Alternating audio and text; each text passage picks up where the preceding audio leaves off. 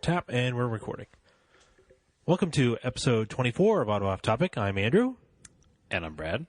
And we're your hosts of Auto Off Topic. So it appears that spring has finally arrived. I believe the word of spring has sprung, Andrew. Yes.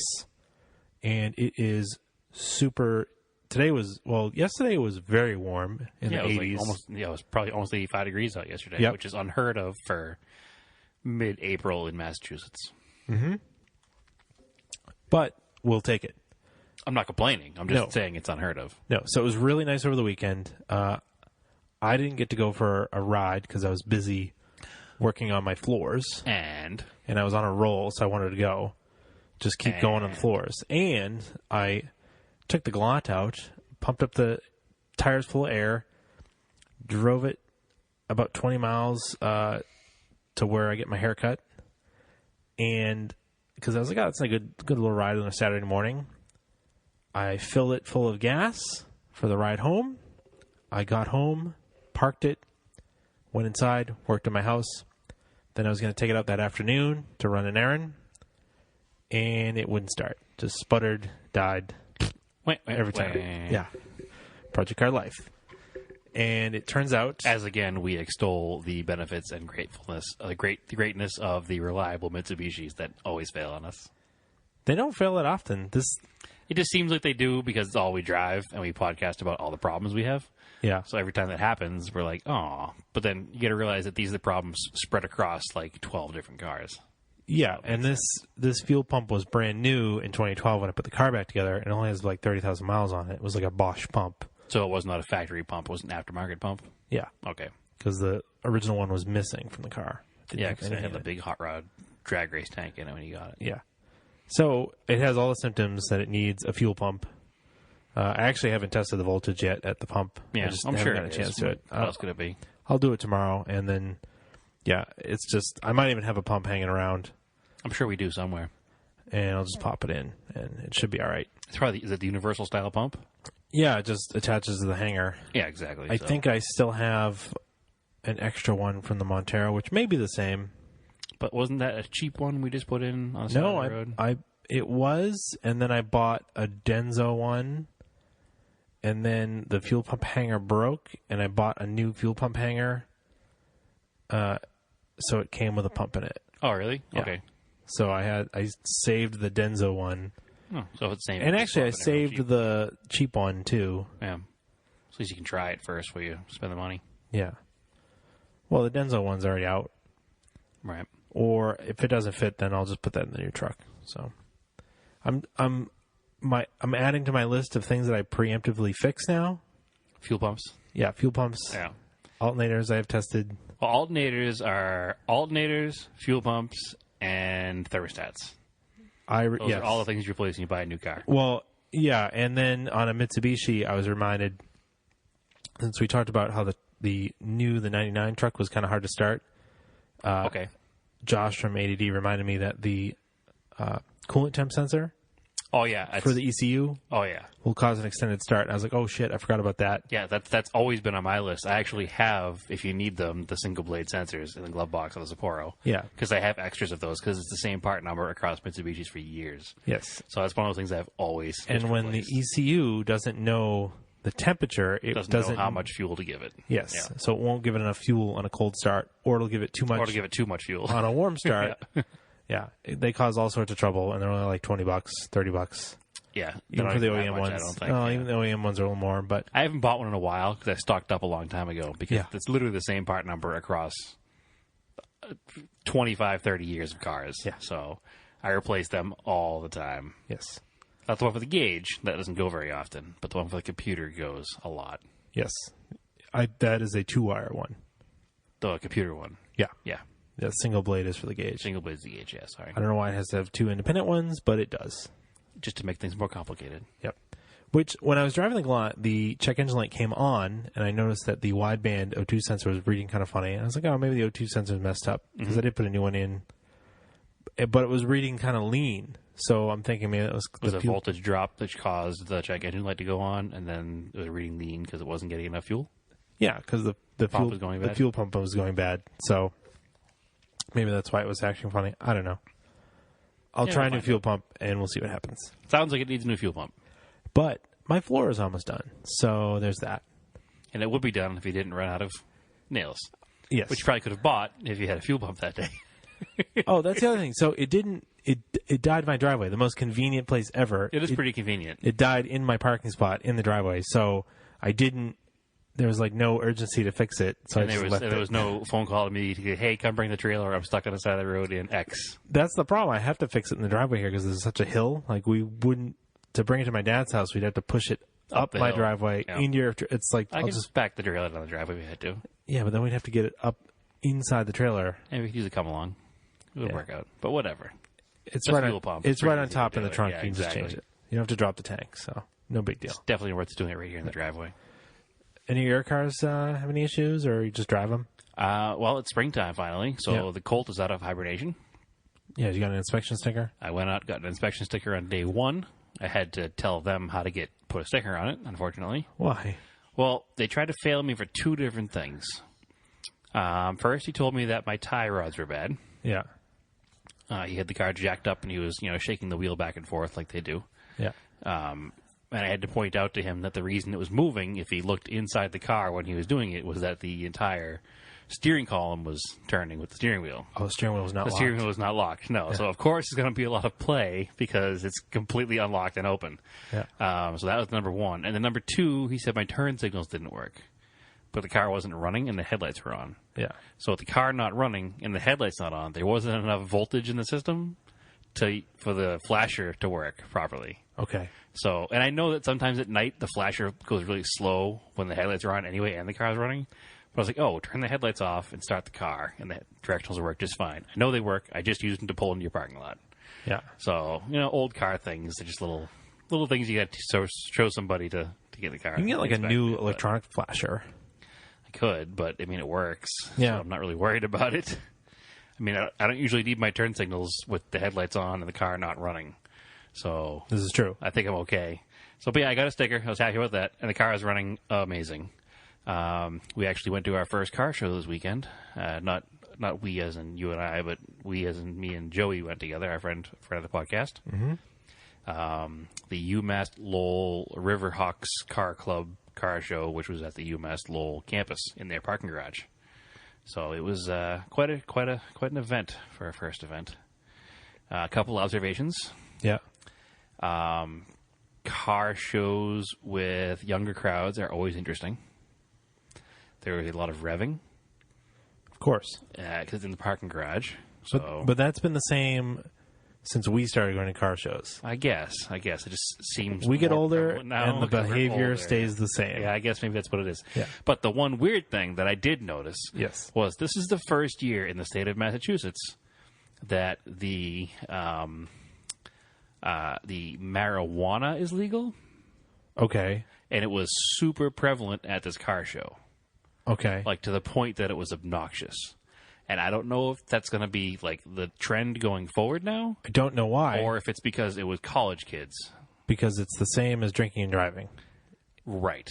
It's exactly the same. Right. It's still a DUI. Yes. But it was super, super, like everybody you walked by.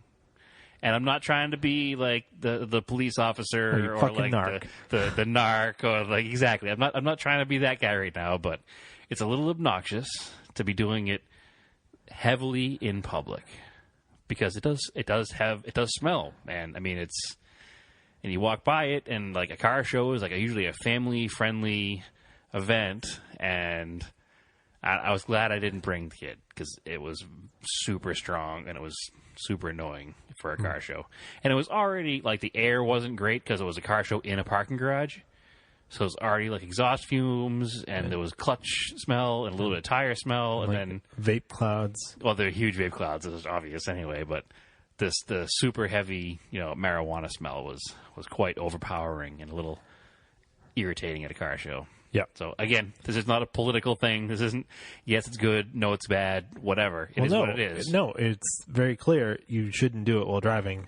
Well, they weren't driving. They were at a car show. Yeah, but they had to drive there. Well, not everybody there was driving. Like, argument could be made, I guess, that maybe the passengers were the ones that were smoking. You can get a contact high. And you certainly could walk around this parking garage. So I was like, wow, this is hopefully not the future of car shows in the area or that kind of car show. I mean, the older muscle car crowd is not going to be like that, I'm sure. But No. the young crowd is the young crowd. And, whenever something's new, and maybe it's new, I don't know. But whatever. And old curmudgeon speech on the podcast. Well, yeah, so we went to the first car show. Had a good time despite the negative factors. There was a good mix of cars there. Everything from a turbocharged LS-powered, 68 Mercedes to however many Honda Civics you can count in one Wasn't there day. a Subaru with a blower? Yes. There was a Subaru Impreza that had this metal structure. I don't know even how to describe the metal structure. It kind of looked like a stool that you would find in a classroom, welded to something. It couldn't have been welded to the engine because all those components are aluminum, so I'm not sure what it was welded to. Maybe it was just had brackets that bolted. Maybe the brackets bolted somewhere, and then it was welded on, and then it had a junkyard GM 6-cylinder supercharger from a Grand Prix GTP on top of it. And now at this point, between the bracket and the supercharger, we're probably a foot and a half on top of the hood at this point. There was no hood in the car. It was quite a monstrosity. It was interesting. There was some nice cars there. There was some interesting cars there. Weird. But to the Colt made it to its first show, all the way in Lowell. Everything was good. Car runs great. Car runs amazing, actually. All the work that was done last year, it's finally paying off. Nice. So I'm enjoying driving the car, and I drove it from Friday until yesterday as a daily, and it was awesome. So Cool. Yeah. So no project cars, so I'm just driving a car, which Finally. is odd and weird and strange and awesome. I know. I got to get that fuel pump linked out so I can drive it. Although I did find out that with a passenger, I do get tire rub on the right front fender under hard left turns. Okay. So I got to take care of that. You can try that fender roller again. Yeah, I'll have to roll. I didn't roll the front fenders because it didn't rub when it was just me in Yeah. the car. But when I had a passenger, and even Joe, who's probably not even 200 pounds, just that extra ballast was enough to make that tire rub on a hard left turn. Yeah, and I hope to get to the Montero soon because the floor is pretty much done. So Yep. that was we the all project want I to see wanted the to do. Montero. Yep. Actually, I meant to send it to you today. I forgot. I took a picture of a same exact color as yours, Montero, going down 95 south Nice. in Boxford. Yeah. I was like, oh, it's Andrew. No, it's got. Well, there's one next to the yet. coffee shop we go to all the time. So That one's beat though. This one was nice. yeah, So he probably has better paint though. more than likely, But the whole truck's probably rotted. the one next to the coffee shop is very rotted. You can see it. Yeah. So it's a question week, It is a question. and we had a bunch of people ask us questions. Listeners, thank you Thank for you, everybody. participating. So we're going to get right into questions because we're, again, recording a little bit late. Yes, it was my mother's 60th birthday, so I did the family dinner thing, and I ran a little late because my family likes to spend 3.5 hours in a restaurant when they go somewhere. Oh, how dare you? Yes, I know. We take the tables forever. So we're recording later at night than normal. No, it's fine. So what's the first question, Andrew? Let's go to Instagram for the first one. Sure thing. So Stuntnuts4130 asks, he says, what is with the comically high amount of tailpipe condensation coming out of newer Japanese vehicles when merging onto a highway? Do you know the answer to this? Some of these tailpipes seriously look like garden hoses under full throttle. It's probably just with emissions and better emissions. I mean, I noticed that a lot of cars will just spit condensation out, new cars in general, Yeah. when they're sitting idling. Well, I noticed what he said, and he specifically says Japanese cars. Yeah. And I've noticed it just before he asked the question, just yesterday, I was behind... Like spraying water, right? like a lot of water. Yeah. Yeah, it was a new Infinity, whatever they call the G now. Like The only thing Q50, I think it is. I can think of is that the exhaust, to keep them quiet, has so many chambers and baffles. Just builds up a lot of condensation. It's building up, the gases are building up and then cooling inside of the exhaust. I have no So idea. then they condensate. I think this is something that maybe we should put a pin in and actually look into and see if there is a reason for it, because I don't actually know the answer, and it bothered me because it was bad enough that it sprayed my windshield. Yeah. He was in front of me on the on-ramp, but he hit the gas, Well, and I had to put the wiper on to clean the windshield Well, off. water vapor is a byproduct of combustion. It always has been. And then it does... Why is it different now? No, because it's probably with the better exhaust and quieter exhaust. It's cooling inside the exhaust pipe before it can exit as like hot steam. Okay, because I've always noticed it more And then the back pressure suddenly just blows that water out. You see it on a car that idles a lot. You see it on like a police car accelerates hard. Yeah. Because they've been idling all day and they finally accelerate hard and they have a lot of moisture. I've noticed. Yeah. But it seems to be more prevalent on a lot of more cars now, like regular driving cars. Yeah. Maybe that's why, and we'll have to look into it for sure. But. What's really funny is when you cross like water in like a Jeep or something. Like when Jordan and I went on that trail ride. Okay. We went through some really deep water. So even like his Xterra and then like the Jeeps, they just kept pouring water out of the mufflers. Yeah, because it goes inside of it. Yeah. Yeah, because you're not revving the engine, so it goes inside and then slowly comes out. That's easy to explain, though. He drove through standing water. It's true. The 85-degree day with the Nissan Maxima in front of you accelerating, you get your new wipers on, is not normal. I think it's condensation. And It's definitely condensation. It's just why is it so much more now than it used to be? because I think it cools in the exhaust. And that is possibly the answer, but I'm going to actually look into that because it actually is bothering me now. I accept your answer, but I want to prove it. I'm going to butcher this name. How do you pronounce that username? Where are we at? The bottom one. Prestoni? Prestoni? Prestoni TJ. And if you click on his name is TJ Prestoni. Oh. Or Prestone. So Okay. it makes sense. What does Prestoni TJ ask? Yes. Gasoline. How much longer will we have it? I don't know. What do you think? Any thoughts? Supposedly there's a surplus right now. Yeah. But how long is the surplus good for? Who knows? Do you want to get political now? I don't want to get political, but we got at least 4 more years. At least. I honestly don't think we're going to run out of fossil fuels in our lifetime. I don't know how old Prestoni TJ is. If we're careful with it, like... I don't even think at this point we have to be careful with it. Well, in our lifetime. I think what the big challenge is going to be with developing nations, as more developing nations come Getting up. them fuel. Yeah, and if they don't, like, follow the same type of environmental standards and fuel economy... They'll just be using it all. Yes. Well, I don't think we're going to run out of gasoline in our lifetime. I also think that as it comes to a point where we may be running out of gasoline, cue the conspiracy theorists here, but I think they'll have developed some sort of alternative gasoline. Electricity. An alternative gasoline that will still run on an old gasoline engine. They can make synthetic oil. It's made from So can we dead make, dinos. But they can make synthetic oil. Yeah. Can we make synthetic gasoline from synthetic oil? I don't know. But that's what I mean.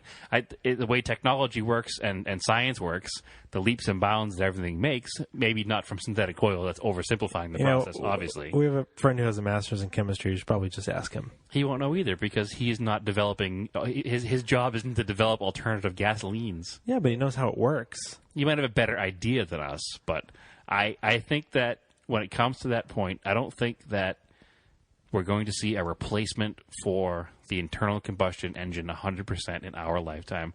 I personally, obviously Andrew thinks a little differently maybe, think that there will be an alternative source of powering the old technology. No, we're just going to all have electric cars. No, we're not. I refuse to believe. That's just the way it's going to be. You're just going to... It's not going to be. No, like horses didn't go away. They just stopped using for transportation. Yeah, but you still could if you wanted to. You could. It'd be kind of weird. But doesn't matter. You still could if you wanted to. And in 1925, when cars were becoming more and more prevalent, there were still people out there in horse and buggies, which is where we're kind of at right now with if you want to buy a Tesla, you can, but you can still drive a gasoline car too. So I just think that there will be some kind of alternative figured out. I guess. I don't know what it is going to Sure. be, but I really think there is. I mean, the entire world is way too wrapped up in the internal combustion engine to just throw them all away. That's true, yeah. So I don't see it becoming a problem that we'll ever have to deal with. And maybe even people, my daughter's age will ever have to deal with. I don't think it's going to be in any of the next couple of lifetimes. I think it's going to be like a Waterworld situation. Might be, yeah. I think the world will end before we run out of gasoline. I'm not that blind to it. I know that, it's a fossil fuel, it's a non-renewable resource, and eventually it will run out. But I just think there'll be something else. There really will be, and some scientist somewhere probably is really close to it or has been, like here I said, Q conspiracy theory has been paid off by Mobil already to keep it hush hush, that there is some kind of alternative fuel out there. Not an alternative source, but alternative fuel that will power the existing vehicles. All right, sure. Sorry. Tinfoil hats and all. Moving on to the next question. Is that the last of the Instagram questions? That's it. Yep. All right. So moving on to Facebook. We'll go to Facebook. Our buddy Frank Eck, who is always posting our podcast everywhere. Yes, thank you for being a cheerleader, Frank. Yes. He's got a couple questions, so we'll start with his first one.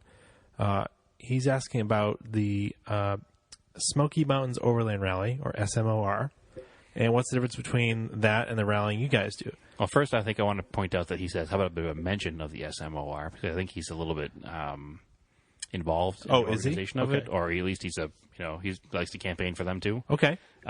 Which the Smoky Mountain Overlands Rally, after looking into it, is very similar to the Vermont Overland Rally that you have done. No, I haven't done that. Or that our friends have done. Yes. That we're going to do this year. Yes. So it's basically a multi-day camping and just guided wooded trail event. I think it wants to know how it compares to like our TSDs. Yeah, exactly. And then our rally crosses and stuff. Yep. And it's two-part question. They're the same in name only, sort of, I guess. And like of course. A rally has different meanings. Yeah, but it can also be like you're going to a political rally and campaigning for a candidate or something. It's many different meanings of rally. Yeah, obviously. But like a rally in the terms of using it with cars is you can have a performance rally. I only bring that up because when we talk about the New England Forest Rally, people think that we're going to New Hampshire for a weekend to go, fight for the trees. So we're not. We're going to race, watch cars you race for the trees. But yes. Anyways, yes, performance rally, TSD rally, rallycross are all very different things from a rally as in the Smoky Mountains Rally, which is a meandering tour through an area, I guess. Well, yeah, there's like a tour type rally, and then you have those silly things like the gumball and like the Gold Rush. Those are like douchebag rallies. Yeah. But then you have cool things like the other thing I really want to do is a gambler rally. The Gambler 500. They just did one in New York like the other weekend. Which they're a little born from the douchebag style rallies. They're more the fighting against it, like so ridiculous because it's so opposite of the gumball and the other. Well, it's an off-road tour. It's not a race, so you just kind of everybody just gets a cheap car. It doesn't even have to. The original goal was for it to be a $500 car. Is it off-road? It's off-road, all off-road. I thought it was a lot of highway in that one. Nope. No, the Gambler's all off-road. Maybe I'm thinking the Lemons Rally. Yes, Okay. that is all highway or pavement. Right. But that's a similar idea. But that's kind of like a TSD, kind of like just a fun rally. I mean, I guess that's the main thing is that a rally is technically never a race. Even a performance rally is not a race. Because you're not racing against another car, you're racing against a clock. Yes. And I believe that is the proper definition. So, but there's many different types of rallies, and I think that the whole rally culture beyond performance rallies, like the TSDs and the Gambler style rally, yep. or I know the other podcasts in the West Coast just did that big rally out there. The what do they call that one? Coastal Range Rally. Coastal Range Rally. Mm-hmm. I think those are all more born from like people who are into cars that don't want to necessarily commit to a full race car, but want to do more than going to a car show. Like gives you a good reason to go out and drive your car in a group of people. Yeah, I think it's more like a blanket definition of what a rally is. It's not a performance rally. Well, their definition of the Coastal Range Rally was a moving cars and coffee. Yeah, which is a reason to drive the car rather than just park it and talk. Yeah, because which is why we're into cars in the first place, is to drive them. Yeah, so we can have a fun route with scenic views and lots of fun. There's too much. I don't know. In the last couple of years, it was like too much. There was too many meets. Let's go to a meet. Yeah, too many meets, not enough driving. And I was like, this. After a while, it's like this is really boring. Yeah, and we said the same thing ourselves. We had to mix it up more, not go to just car shows and try to do more of different kinds of things. So that's why we do things like drive your Raider 12 hours to the middle of the night. Right. Stupid things. Yeah. But whatever. It's all about the adventure. It's all about the story. But the Gambler would be fun if we found an old beater car to do it, or like even my Raider. It would almost be cheating in that car though, because it would probably make it, It probably would. and it's 4-wheel drive already. It's smoking like crazy. A lot of these are like 2-wheel drive cars. Like a lot of them That are was the rule in the Gambler, wasn't it? Was no, two-wheel drive? no. Was It just the rule originally was $500, and they were like, no, fuck it, just show up with a cool car. yeah, something interesting. Yeah. But not cool like a brand new Lamborghini. Just something like cool, like A lot of them obscure and weird. are lifted Crown Vics. Which is obscure and weird. Or more weird than obscure, but it is a cool thing. Well, it kind of makes sense because they've got body on frames and stuff. And Well, I would like to do the Smoky Mountain Overland Rally. yes, That's for sure. It looks like fun looking at the pictures, and maybe in a couple of years we'll have to make that trek down ourselves yeah. Well, I know. because we've camped in the Smoky Mountains before to drive in the Tail of the Dragon. Well, see, that'd be a cool trip if you brought a 4x4 down and a sports car. So we trailer the sports car with the 4x4, Yes, and leave the sports car parked somewhere, and go to the Tail of the Dragon. because I guess there's a bunch of cool roads around that area Tons of cool roads. that are well. There's tons of good paved roads and there's tons of good off-road trails too. Right. It's like up here in the woods with less rules. Yeah, why do we live here? Again, I don't know. Do not know. Whatever. That question is still from Frank. Yep. What characteristics do you look for in a truly collectible Japanese vehicle? Worldwide, are plain Jane Japanese vehicles ever be collectible as a plain Jane domestic? Plain Jane, of course, equaling base model. Oh, we just talked about this with the Celica that our friend Jordan sent us. Yeah, we did. Because he was talking about, is it ST-165s? Yeah, Like the late 80s pop-up headlight style Celicas. Yes. They're front-wheel drive. yep. And they made the all-track, which was the turbocharged four-wheel drive. But we were talking about just the generic base I think it was model just a GT, GTS. But it was super clean, the one he sent us, Craigslist ad. Right. I'm going to say yes. And I don't look for anything as far as collectability goes beyond a popular car. Then I think will be collectible now. Like Yeah. take the Honda Accord that I just had at Vintage Imports. Yeah. It was a Honda Accord. I mean, it wasn't anything spectacular. It wasn't a race car by any means. It was just a clean, low-mile 1979 Honda Accord. And the reason that it was collectible is because that's the kind of car that somebody's mom had, you know, when they were growing up, or somebody's grandmother, or somebody had one in their family, and they remember it. And again, we've talked about this before in the show, the collectability, a lot of it has to do with,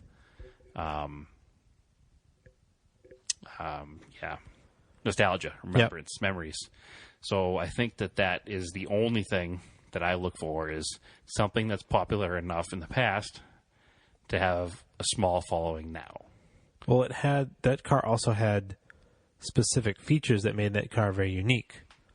I don't think that mattered much in the long No? run, though. I mean, it was cool to tell the story that it was an AC car with all the chrome doodads. And Well, I meant like the engine in it, the CVCC was very revolutionary for the time. but that goes a long ways as to saying why it was popular in 1979. Because it was a good car in 1979. It stood out in 1979, so it stands out now as a collector car. Whereas something like my 1980 Colt is only collectible to me, and I don't really have an explanation for why I like it. I just like it. Yeah. You know, it's a front-wheel drive Econobox from the 80s, but it's not something that enough people are into today to make collectible as far as value goes. You know, I paid, less than $1,000 for the car, and Well, it's probably worth that now. That's what I was trying to say, is that Accord was a milestone model for Honda. Okay, I can see that. But again, I think that because it was a milestone model is why... maybe you're right. Yeah, it has significance historical significance in the Honda lineup. Okay, I can go with that. Whereas like you said, your Colt was just an Econobox. It wasn't. Yeah, it wasn't anything. It was a throwaway car. Yeah, there wasn't anything special about it. They didn't put a lot of technology into it. No, It was very, very basic. None. It's a 1980 that still has ignition points. Exactly. So it was a very basic car compared to that Honda was very advanced. Okay, so I guess as far as that goes, then the characteristics you look for in a collectible Japanese vehicle are manual transmission, rear-wheel drive. Yeah. Other than that, it's kind of open. Well, it depends on the car maker, because if it's going to be a Again, Honda, that Honda Accord with the front-wheel drive automatic was still collectible, but yeah, it'll be front wheel drive. I think generally as a Certain rule, cars. if I'm buying a car for myself, maybe not for a profit, but just for myself to own, to enjoy, it's going to be, if it's Japanese, it's generally, with exceptions, going to be rear-wheel drive, manual transmission. Yep. That's it. But So are plain base model American cars collectible? I think they are coming up. They have been for a while. Yeah. They have been for a while. Because as the muscle cars, the high-end muscle cars became untouchable to average people. If a Chevelle SS was, closing in on six figures with a big block, Yeah. but you could buy the same body style in a, 1970 Malibu with a six-cylinder for $4,500, Yes. then people would start buying those and push those up 10, 15 grand for a clean one now. Yeah. So they're going up. They're going up. Everything goes up. Yep, totally. All right, so next question is from Frank, and he wants to know which is, or in our opinion, probably which is better, urethane or rubber suspension bushings. And I guess it depends on what you want to do. Yeah, depends on the application. If you're just putting a car back to stock and you don't care about performance or longevity, like over the long, long haul, then It also depends on the bushing in the car, too. depends on the bushing. The rubber is probably fine. Yep. I like polyurethane in suspension stuff in certain places. But there are also places where it makes the ride too harsh, or if you put a solid motor mount in the car, a lot more of the vibration gets transferred through the car. There's a lot of reasons to not do it as well. Well, I don't think I would ever put solid mounts in a car. Just like solid aluminum mounts. I just wouldn't do it. Yeah. It's just too much. I've put polyurethane mounts in certain things. Like we were talking about that rear end, 4-bolt rear end I bought for the Talon already has polyurethane bushings pressed into it. Yep. Because the original ones are no longer available, Yep. the rubber ones, and they're long dried out in my car. So And the rear differential mount in those cars is notoriously loose anyway, isn't it? no, No? No, You it's- don't always bang around?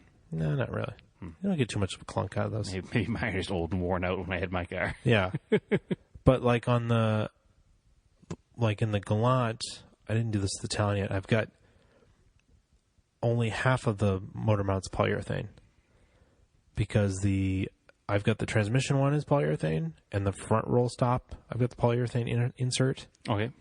But up on the driver's side where it hooks to the body, that engine mount is rubber, and then the rear one where it hooks to the subframe is rubber. Okay. So I call it a hybrid setup. I don't know if anybody else calls it that. Instead of doing all of them, I do half. And it cuts down on vibrations. You don't call it lazy. No, because I had I'm just messing with I it. had the know. polyurethane one up top. And and it felt it a lot more. and Especially the one connected to the body. Yeah, because exactly, it bolts right into the body, and then it would just vibrate right through the dashboard, right through the steering column, and just shake the steering wheel. So as soon as I switch that out and then put it like this hybrid setup, Car was a lot better to drive. but I could still feel the engine. Like it wasn't totally disconnected. Mm-hmm. And the nice thing about having the polyurethane on the transmission side is it keeps the transmission in place because it's cable shifted. Yep. Firmer, better, direct Yeah, shifts. so it doesn't move stuff around on you. And I have done that. I have replaced the shifter cable bushings with brass ones. That's Also to make it more That's direct. another thing to do. And then actually the only solid bushings I've ever put are the shifter base bushings in a DSM. You get rid of the rubber ones, you put metal ones. Everything to make it easier to shift the car and Yeah. less likely to miss a gear. Yeah, it doesn't move around as much. So that's pretty good. On the Montero, I used polyurethane for the trailing arm bushings at the front because they were just dry rotted and gone, and I think they're not. I don't think they're available anymore. So whatever again, you could get. I put them in. They work great. Yeah, I can't. They feel solved the difference it. in that. Yeah. They solved a huge rattle. I don't feel any difference in like suspension movement, articulation. So Especially not in the front mounts like that. I don't think you really feel too much with that.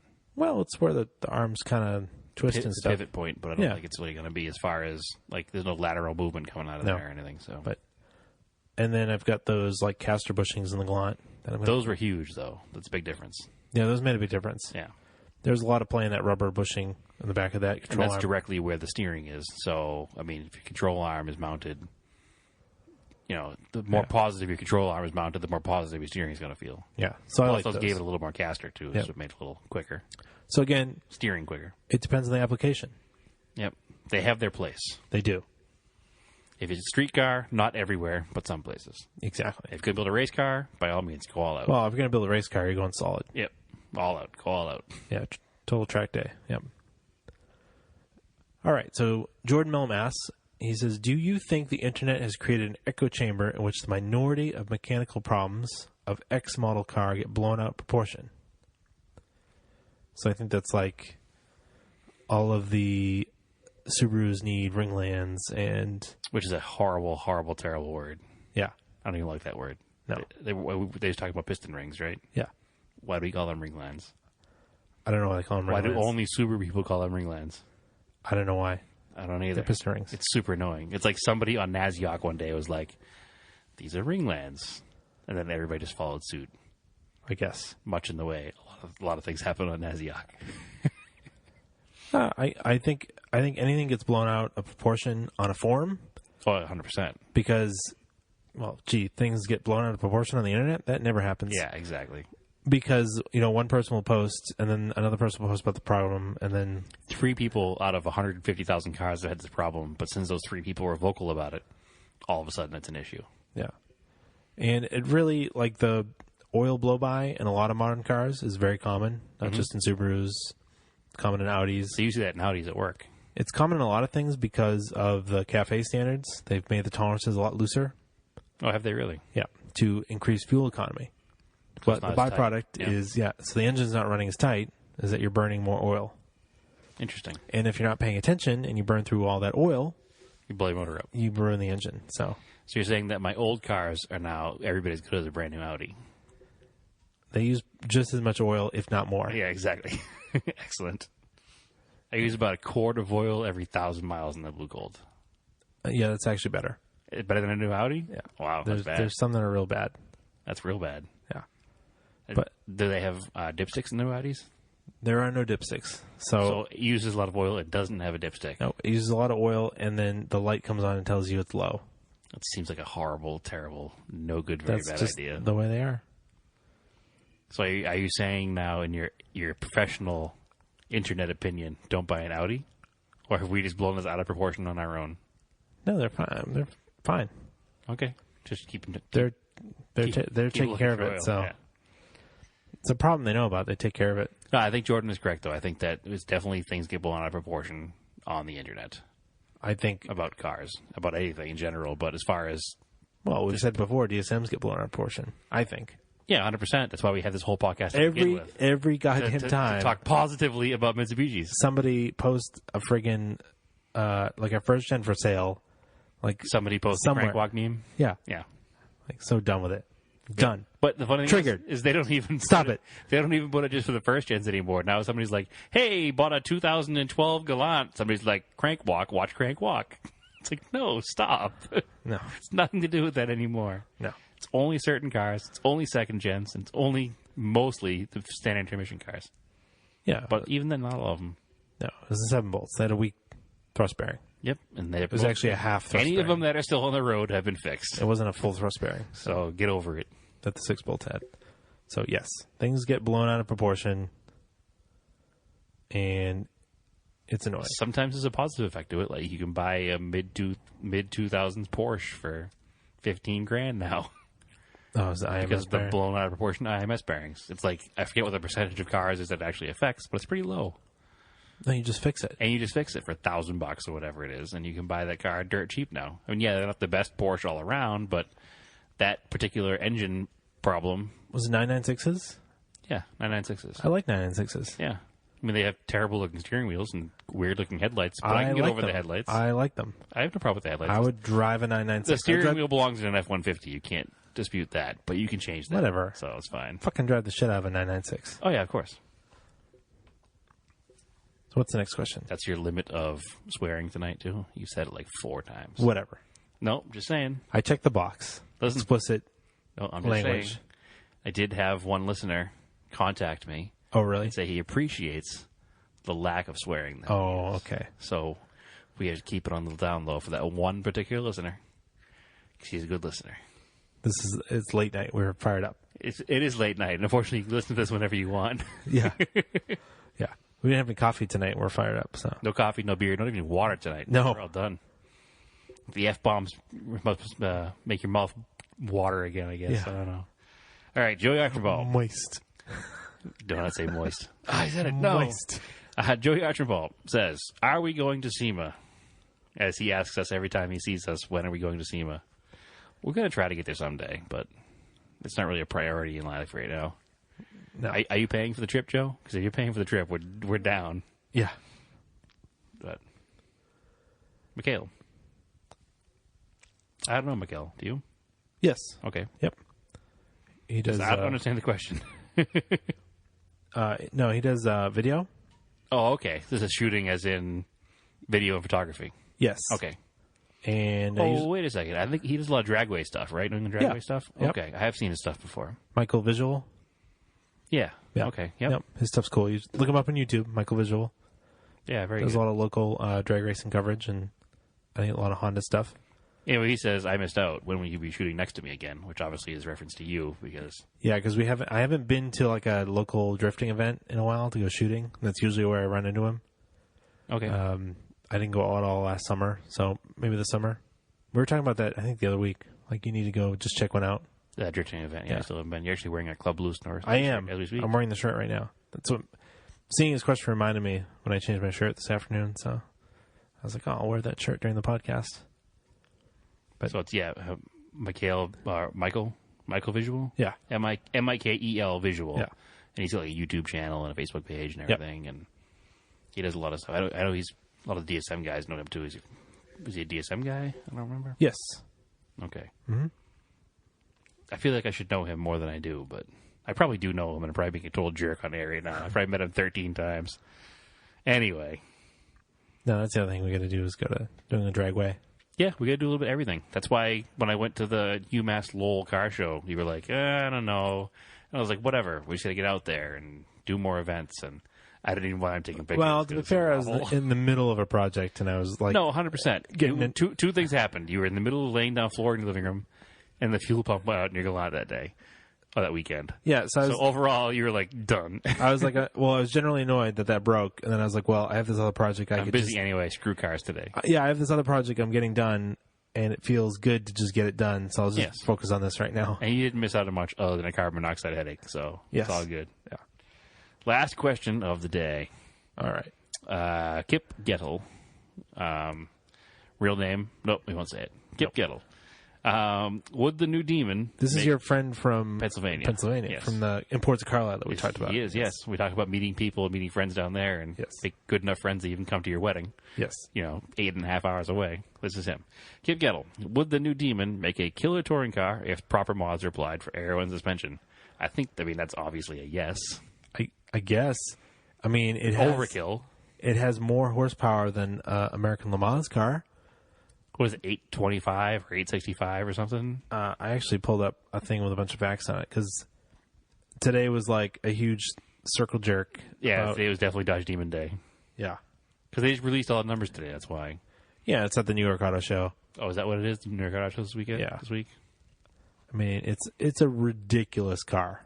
I love the fact that it exists. Yeah, totally. Everybody is like always waxing nostalgic about, oh man, I wish I was around during the muscle car heydays, the muscle car wars. We are in horsepower wars. Middle of them right now.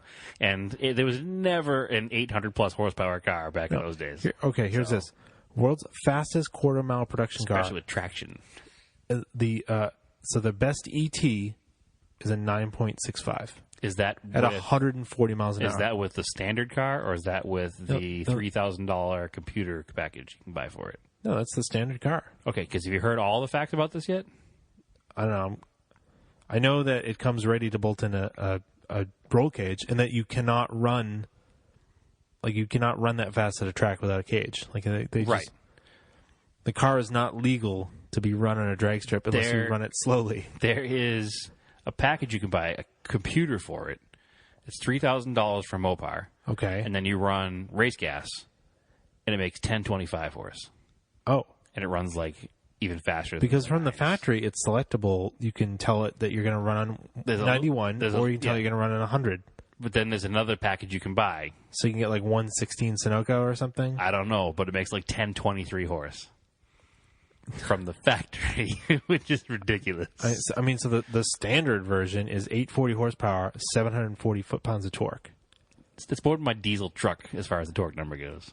So first ever front-wheel lift in production car, 3 feet. It will lift the front wheels off the line. Isn't it four-wheel drive? No, it's rear-wheel drive. Oh, I thought it was going to be four-wheel drive. No, it has special Nito drag DOT cheater slicks from the factory with skinnies in the front. That's cool. Yeah. So world's fastest 0 to 60 time, 2.3 seconds. This is really ridiculous. It's overkill for a touring style car.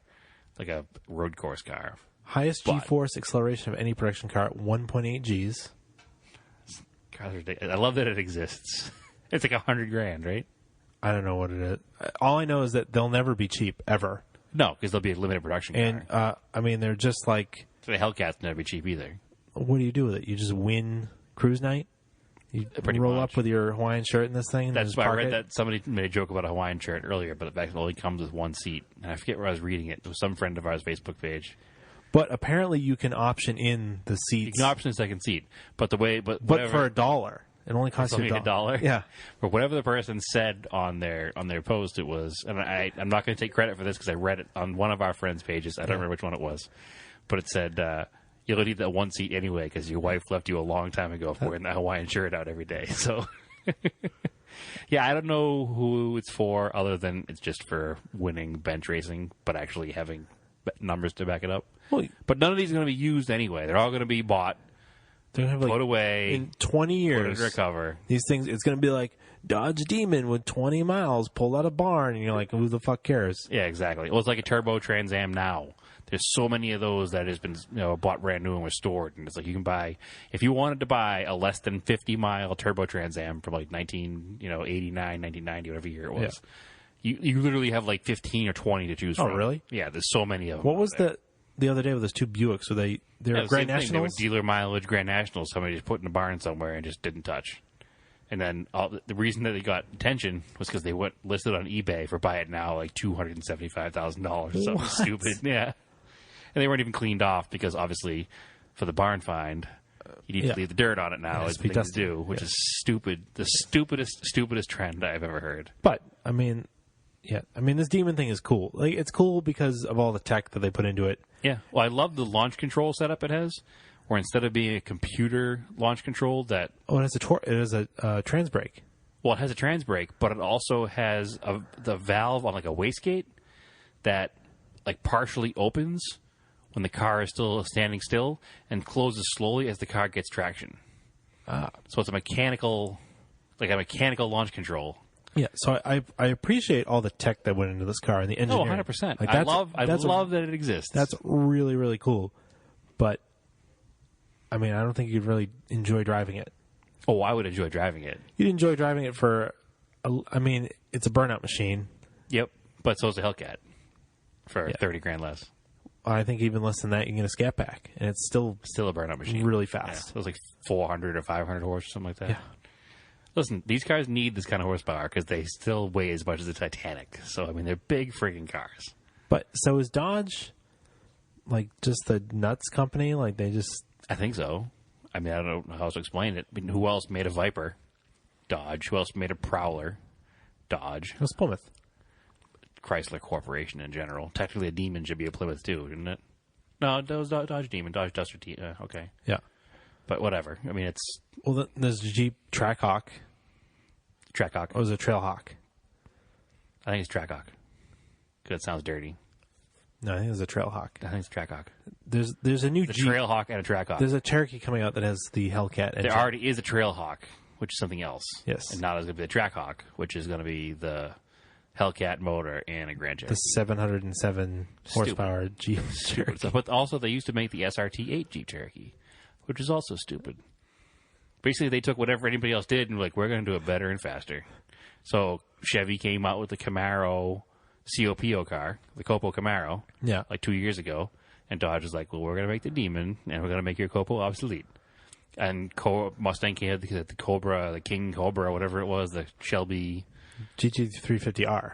Well, that's the race car, but they had the drag car, too, a couple years ago. Oh, I missed the drag car. It had like a giant snake on the side of it, and it was the GT500 King Cobra or something like that. See, I'd rather have a GT350R because Yeah, absolutely, because we're more all-around car guys. Yeah. We don't want to do just drag racing.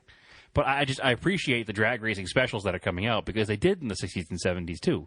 They You did. had a COPO Camaro in the 60s. You had a,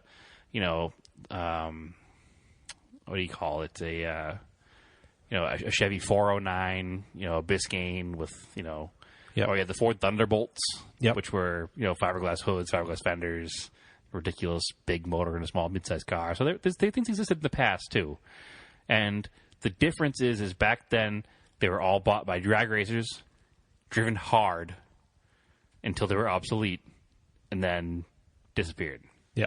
Whereas these cars nowadays are being bought by speculators Yes. who are buying them, putting them in storage, and not using them as intended.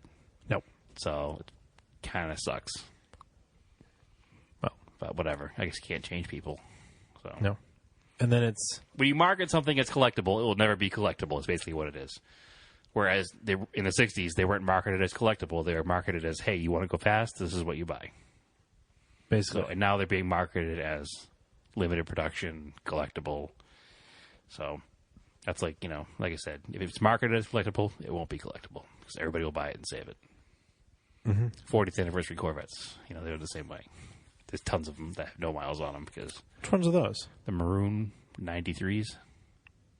They're pretty, though. The maroon and maroon. Oh, they're pretty, but they were marketed as a collectible car, so hundreds of them were saved, and so nobody wants them. Limited edition, and everybody saved theirs. Yeah, so. the 82 collector's edition was the same way. Yeah. The two-tone silver there. So it is what it is. I mean, I like the fact that it exists. Like you said, I love the technology in it. The question was, would it make a good touring-style car? Of course it would. Just might be a little too powerful for that, but what the hell? Yeah. Why not? You're probably better off with a Scat Pack car. Oh, 100%. But, I mean, it's also a big car to begin with, so...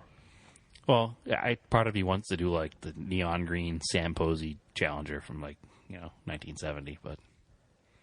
If you did it in a non-Hellcat car, just the V8 one, but they're still... It's a big car, but... They're a very big car. When you're, the proportions are... They look small in a photo, and then you get next to one in person. Well, you even put it next to, an actual 1970, and it's still big. Yeah, because they weren't small cars. They weren't pony cars. No, but the new one still looks big next to the 1970, Yeah. I'm saying. It still makes the 1970 look small. Yeah. So when that 1970 was a much bigger car than a Camaro or a Mustang. Yeah. But still, it's definitely a big car. Well, you are in Mopar or no car, so... A Mitsu Mopar, no car. All your Dodge. I don't own any non-Mitsu Dodges, though. Okay. So they're all Mitsu Dodges. It's different. That will change someday. I'd love to have a Duster or a Demon, like a 71, 72. Duster 340, I like those. Yeah, 340 Duster or the Demon was the same basic thing. Mm-hmm. I'm okay with one of those. Or even a mid-70s Dart with a curved back glass. Those are cool. Or even earlier ones, like a 69, 70 Dart. See, all I liked about block. the Chrysler products in the 60s and 70s was the Coke bottle shape on the side. Like the 68 Charger. Yeah. Those are cool, too. But they carried that through a lot of their Yeah, they did. product. Even into the 70s on the big Plymouth satellites and stuff. Yeah. They had the big quarter panel, and it kind of got skinnier by the belt molding and the door handle and everything. But yeah, that design went for a while. But I really do like the 60s and 70s Mopars. And the lower end ones hadn't gotten any kind of love for a long time. Yeah. And they're starting to come up now, too. It was always, if you didn't have a 440 car, if you didn't have a Hemi, it wasn't worth spit. No. And now they've kind of come up a little bit more. People are buying the 318s and 360s. And basically, nothing cool is cheap anymore. Nope. That's all there is to it. Nope. So, are there any more questions anywhere? I don't your think page, so. Your personal page? No, that was on my personal page. Oh, we didn't check the... Yes, that was my personal page. Okay. Should probably check the auto off topic page. Yeah, probably. I don't think there were any there, actually. I think it was just the same ones we already answered about the Demon and the SEMA question from Joe. No, there was. There's one. Oh, okay. Oh, Gillette Jake, he says, have you guys seen or tried the Moloto chrome paint markers yet? And he says they might make bare metal foil obsolete. So I haven't tried them yet. I have never even heard of them until this question, actually. Did you look them up? Nope, not yet. Did you? I meant to look them up earlier, and I did not. But they sound kind of neat. Moloto? Moloto. M-O-L. Yep. Moloto liquid chrome. Comes right up. Oh, look at that. Amazon. Only $10, huh? Interesting.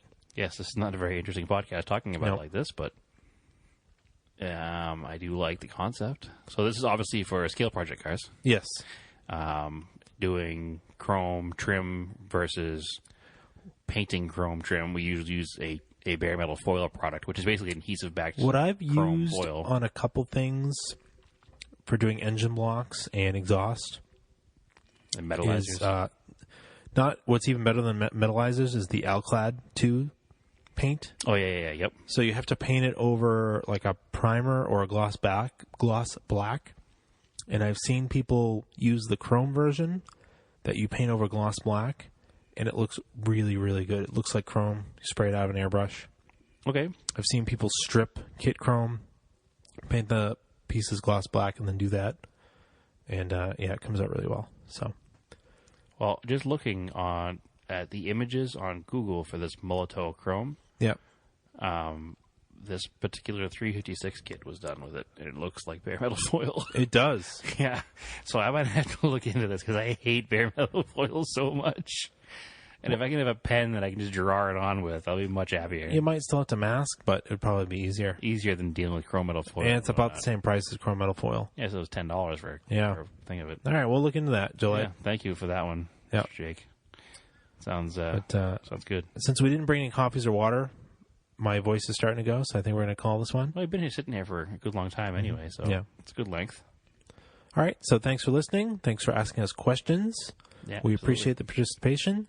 You can follow Auto Off Topic on Facebook at Auto Off Topic Podcast. You can follow it on Instagram at Auto Off Topic. You can email us at autoofftopic@gmail.com. You can follow me on Instagram at Race and Anger. And as always, the podcast is brought to you by Vintage Imports of New England. Yes. Check us out at vintageimportsne.com. Email me at brad@vintageimportsne.com. And check out our Facebook page at the same, and our Instagram page, Vintage Imports NE. Yep. All right. Keep your cars analog. Good night. Good night.